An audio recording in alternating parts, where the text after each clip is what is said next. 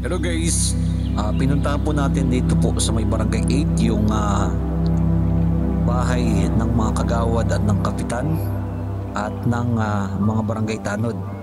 Ayan, makikita po ninyo dito po ay iniutos na po ni Yorme talaga ito ay alisin po lahat. At ito pinuntahan ni General Sukat din na binigyan sila ng another 1 week, 7 days para totally gibain na po nila. Kasi kung sila po gigiba, lahat ng mga gamit nila dito ay hindi na nila makukuha.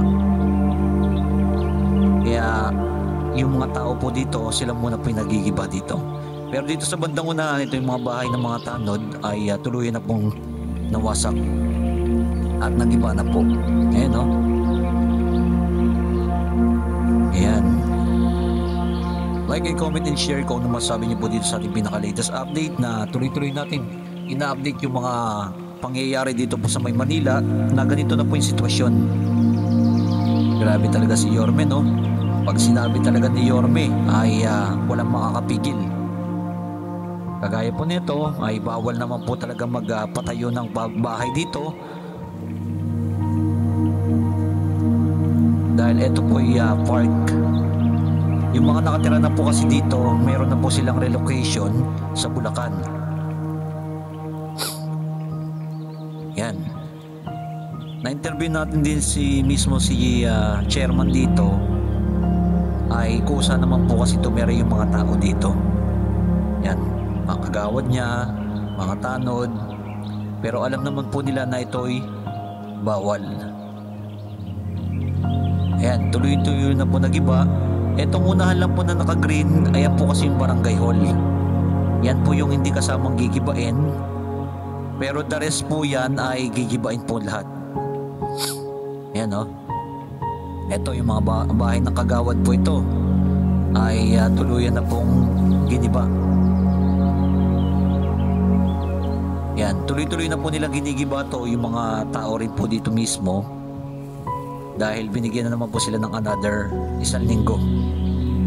Dahil nakaraan po kasi may bagyo kaya hindi po na giba nila to. Yan, binigyan naman po ng another. Pero ito na po yung sitwasyon. Makikita nyo po, ang natira na lang po dito yung pinaka barangay hall.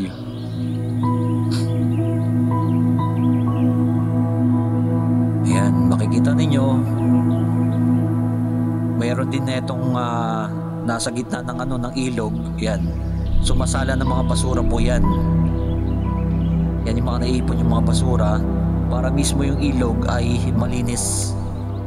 Yan isa sa mga solusyon dito sa may Manila na hindi na makarating sa may Manila Bay yung mga basura na naiipon. Ayan, banda dito sa unahan makikita ninyo guys ay tuluyan na pong wala ng mga bahay na yan, no? Ang pinaka-the best dyan talaga tanunan ng mga halaman at talaga maging open na ulit ay para maging park na po ng ating mga kababayan dito sa may Manila. Malapit lang po yan dito sa may Divisoria at Tutuban Center, etong tulay. Pakita lang natin yung sitwasyon dito, no guys. Ayan. Ayan o, Tutuban Center.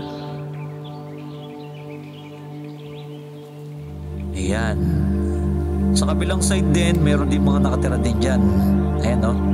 Marami rin pong mga nakatira dyan sa kabilang side. Ayan. Ang talagang pinaka-solusyon talaga dito, napakarami. Overpopulated na po talaga ang Manila. Kailangan talagang magkaroon ng napakaraming pabahay. No? Mga condo style na ginagawa ni Yorme ay magtuloy-tuloy at dumami pa para totally, no, mabawasan yung mga squatter dito. Ito napakalawak ng area pa to, no? Pwede pa tayo ng condo style yan, unit to. Napakalawak. Yan.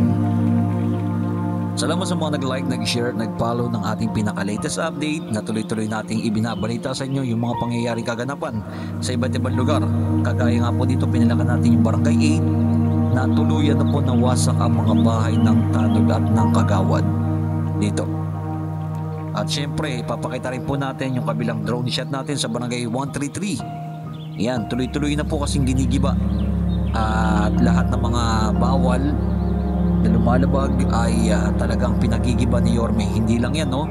Marami pa po tayong aabangan. na talagang nililinis talaga ni Yorme, no? Hindi lang ito, pati yung mga tolongges, yan.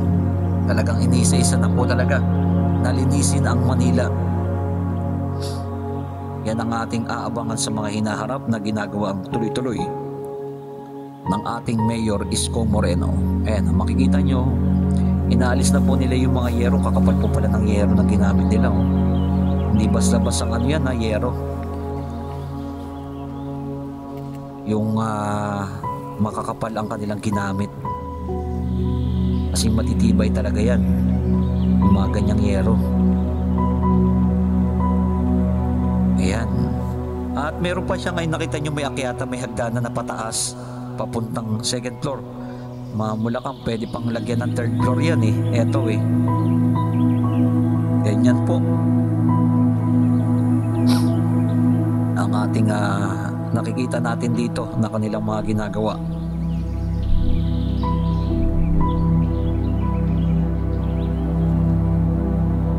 Ayan oh. Solid na solid ang concrete talaga ang kanilang ginawa dito. Yan, at ito ang ating pinaka-latest update natin. Ito may bakanting lote pa. Ano kaya tatayuan dito? At ipakita naman natin sa inyo, guys, dito sa may barangay 133. 313. At ito na po yung pinagawa ni Congressman na umaabot na 19 million. Ni Congressman Chua. Ayan. At ito na po siya, guys. Kulang-kulang 20 million po ito. Meron talagang nakalagay dyan. May logo pa siya dito na siya talaga nagpagawa nito. Pinondohan niya. At makikita nyo dyan kung magkano yung presyo. No? Pag may ginagawa kasi meron dyan ng mga tarpaulin. Ayan. Na sinabi rin naman ni Yorme. Etong ano nito na pinagawa ni Congressman. Ayan na oh. Unti-unti na lumiliwanag yung Arellano High School dahil natakpan po ito ng 4th floor ng nasa sidewalk. Ayan naman, second floor lang sila. Natanggal na yung 4th floor tsaka 3rd floor. Mga ilang araw na lang po ito, totally na po ay malilinis na. Ayan oh, lumiliwanag na mismo. Eto na, second floor na lang po sila dito, guys. I-comment nyo na below kung ano masasabi nyo po dito sa pinagawa ni Congressman na tuluyan ng nasira at na sayang ang pera talaga sa mga maling pamamaraan ng mga congressman na sila pa mismo ang lumalabag sa batas sa ganito na alam naman nilang bawal na sinabi ni Yorme ay tuloy-tuloy pa rin nilang ginagawa, no? Grabe naman. Comment nyo din below kung ano masasabi nyo po dito sa ating pinaliparan ng drone na ganito na yung sitwasyon. Wasak na totally talaga. Puro mga pundasyon na lang ang natira na tuloy-tuloy na to. Mga ilang araw na lang po ito ay tuluyan ang mawawala at malilinis na po ito. Muli po maraming salamat sa inyo lahat dyan and keep safe palagi and God bless. Ito po muli si Skywalk TV. Keep safe palagi. Thank you.